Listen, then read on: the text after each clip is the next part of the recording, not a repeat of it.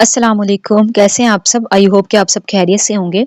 आज की इस वीडियो में हम बात करने जा रहे हैं एडवर्ड सैड के बहुत ही इंपॉर्टेंट कॉन्सेप्ट के बारे में, that is colonial discourse. Previous video में हम इन एडवर्ड सैड को इन डिटेल डिस्कस कर चुके हैं।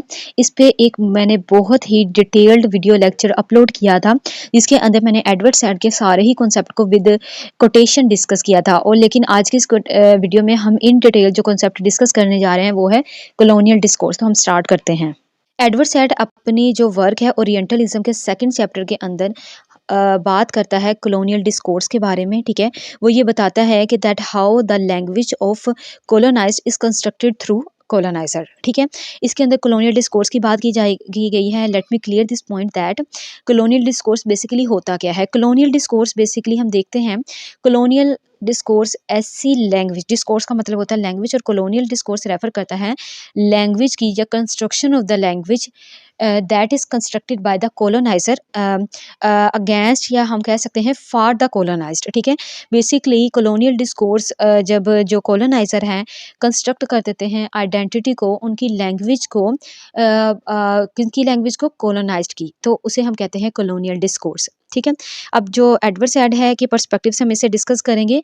तो एडवर्ड सैड कहता है कि जो लैंग्वेज है ना, ईस्ट वो है, ईस्ट को डिफाइन करता है वेस्ट। ठीक है, वेस्ट ईस्ट को डिफाइन करता है, वेस्ट उनकी लैंग्वेज को कंस्ट्रक्ट करता है, वेस्ट उनकी आइडियोलॉजी को, उनकी बिहेवियर को, उनके थॉट को शेप करता है। ठीक है, वो कहता है कि जो वेस्ट है इनलाइटन करता है ईस्ट को, ईस्ट की असिस्ट करता है, ईस्ट को इन्फीरियर समझता है, और जो वेस्ट है वो सुपीरियर इन नॉलेज है, और वेस्ट शुड रूल। ये सारे ही पॉइंट्स जो मैंने यहाँ आपके सामने पढ़े हैं, ये बेसिकली एडवर्ड सैड अपने वर्क ओरिएंटलिज्म में अबाउट द कॉलोनियल डिस्कोर्स कहता है। ठीक है, वो ये कहता है कि जो कॉलोनियल डिस्कोर्स है वो कॉलोनाइजर क्रिएट करता है अबाउट द ईस्ट। तो वो उनके अंदर क्या-क्या वो क्रिएट करेगा, उनकी डेफिनेशन को, उनकी आइडियोलॉजी को, उनके बिहेवियर को, ये सब कुछ। ठीक है, तो इसके अंदर वो ये भी बताता है कि जो मिडल ईस्ट है ना वो स्टैटिक है, कि मिडल ईस्ट बिल्कुल ही स्टैटिक है, वो unalterable and unable to define itself, यानी मिडल ईस्ट तो इस काबिल है ही नहीं कि मिडल ईस्ट अपने आप को डिफाइन कर सके।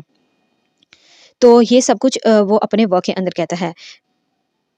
नेक्स्टली वो जो बात करता है कॉलोनियल डिस्कोर्स के बारे में, ये तो अब आपको समझ आ गई ना कि कॉलोनियल डिस्कोर्स बेसिकली होता क्या है। कि colonial discourse basically coloniser create करता है फॉर द कॉलोनाइज्ड। ठीक है, इसके अंदर हम देखते हैं कि किस तरीके से जो ओसिडेंट होते हैं, जिसे वो वेस्ट का नाम देता है, यानी जो ओसिडेंट है वो वेस्ट है, जिसके अंदर हमने तीन कंट्रीज़ को बेसिकली पढ़ा था। पहली थी ब्रिटिश, दूसरी थी अमेरिका, और तीसरी थी फ्रेंच। ठीक है, वो ये कहते हैं कि किस तरीके से ओसिडेंट जो प्रेजुडिस क्रिएट करते हैं, यानी प्रेजुडिस करते हैं, जज करते हैं कॉलोनाइज्ड को। ठीक है, और उनके के लिए स्टीरियोटाइप्स क्रिएट करते हैं। तो ये सारी ही वो किस पर्सपेक्टिव से करते हैं, यानी किसके थ्रू करते हैं, अपनी डिस्कोर्स के थ्रू। फिर वो बात करता है मिशेल फोको के बारे में कॉलोनियल डिस्कोर्स के अंदर ही, कि मिशेल फोको के बारे में कि according to Michel Foucault basically language या डिस्कोर्स एंड पावर क्या था। ठीक है, हम मिशेल फोको को पहले डिस्कस कर चुके हैं, तो मैं उस वीडियो का लिंक आपके साथ डिस्क्रिप्शन बॉक्स में दे दूंगी। एनी हाउ वो मिशेल फोको की बात करता है, और वो ये कहता है कि मिशेल फोको के अकॉर्डिंग क्या है, नॉलेज क्या है, पावर क्या है। बेसिकली मिशेल फोको का जो कॉन्सेप्ट था वो कहता है नॉलेज इज पावर, और फिर इसी को फर्दर वो लेके चलता है, हमारे पास दो कॉन्सेप्ट फर्दर देता है, दो बेसिकली नॉलेज के बारे में बात करता है। पहले बात करता है प्योर नॉलेज, और दूसरी बात करता है पॉलिटिकल नॉलेज। वो कहता है कि जो प्योर नॉलेज वो होती है जो हमारी लिटरेचर की नॉलेज होती है, ह्यूमनिस्टिक बेस्ड नॉलेज होती है, जैसे कि शेक्सपियर, यानी जैसे उन्होंने एक्सपीरियंस किया और उन्होंने लिख दिया। ठीक है, वो कहलाती है नॉलेज इज पावर, यानी जो मिशेल फोको का कॉन्सेप्ट है प्योर नॉलेज के अंदर आएगा। ठीक है, यानी जो नॉलेज है वही पावर है। फिर वो बात करता है पॉलिटिकल नॉलेज के बारे में। पॉलिटिकल वो नॉलेज होती है जो पॉलिटिक्स शेप करती है, जो कॉलोनाइजर शेप करती है। ठीक है, यानी पावर शेप्स नॉलेज, ये इस बात को रेफर करता है। ठीक है, तो ये दो कॉन्सेप्ट देता है कॉलोनियल डिस्कोर्स के अंदर, इसको आपने याद रखना है। फिर वो डिफाइन करता है पैटर्न ऑफ नॉलेज के, और पैटर्न ऑफ नॉलेज के अंदर बेसिकली वो कॉलोनियल डिस्कोर्स के साथ इस तरह रिलेट करता है। वो कहते हैं कि ये जो पैटर्न ऑफ नॉलेज है ना, नॉलेज क्या है कि डिस्कोर्स के अंदर हम इसे डिस्कस करते हैं, तो वो कहते हैं कि एंशियंट ग्रीक से ही चलता आ रहा है, और उसके लिए वो बेसिकली कोट करता है द पर्शियन बाय एस्किलस, और उसके अंदर वो डिस्कोर्स को डिफाइन करता है।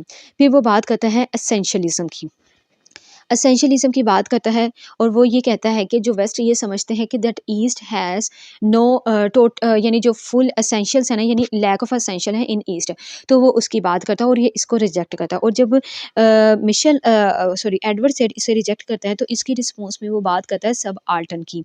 सब आल्टन जो गाजरी स्पिवक का बहुत इंपॉर्टेंट कॉन्सेप्ट था, रिमेंबर कि वो अपने इस वर्क के अंदर ओरिएंटलिज्म के अंदर बहुत सारे राइटर को कोट करता है और उसके अंदर जो ये सबाल्टर्न स्पीक भी है। वो कहता है अब ये जो सबाल्टर्न है ना, कॉलोनियल डिस्कोर्स ने तो क्रिएट कर दिया आपकी आइडेंटिटी को। Now it's the work of the subaltern people to speak for their own rights. तो इसलिए वो सबाल्टर्न स्पीक की बात करता है।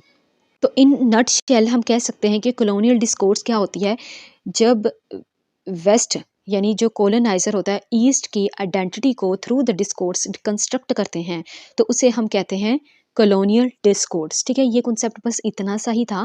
कॉलोनियल डिस्कोर्स का बेसिकली सिर्फ यही मकसद है, यही मतलब है कि किस तरीके से वेस्ट ईस्ट को डिफाइन करता है, ठीक है, उनकी आइडेंटिटी को कंस्ट्रक्ट करता है। अब ये जो सारे मैंने यहाँ पे पर्सपेक्टिव आपको बताए हैं, बेसिकली ये सारे पर्सपेक्टिव मैंने मिशेल फोको के अकॉर्डिंग बताए थे, क्योंकि हमारा जो कंसर्ट था मिशेल फोको पे ही था। तो ये जो सारे मैंने आपके साथ इन अ वेरी नट शेल मैंने आपको ये कॉन्सेप्ट बताए, क्योंकि हम इन सारे कॉन्सेप्ट को पहले डिस्कस कर चुके हैं। कुछ कॉन्सेप्ट थे ये जैसे कि प्योर एंड पॉलिटिकल नॉलेज वाला, एसेंशियलिज्म और सब आर्टर वाला जो रहते थे। तो आई होप सो कि ये कॉन्सेप्ट आपको बहुत अच्छे से क्लियर हो चुका होगा। मिशेल फोको का डिस्कोर्स, कॉलोनियल डिस्कोर्स का कॉन्सेप्ट बस इतना सा ही है, जिसके अंदर जो अपने वर्क के अंदर कॉलोनियल डिस्कोर्स को लेके वो जो जो बातें करता है वो मैंने आपके साथ डिस्कस कर ली हैं। तो आई होप सो कि आपको अच्छे से समझ आ गई होगी। अपना बहुत सारा ख्याल रखिएगा, दुआ में याद रखिएगा, मुझे भी फ़लस्तीन को भी। अल्लाह हाफ़िज़।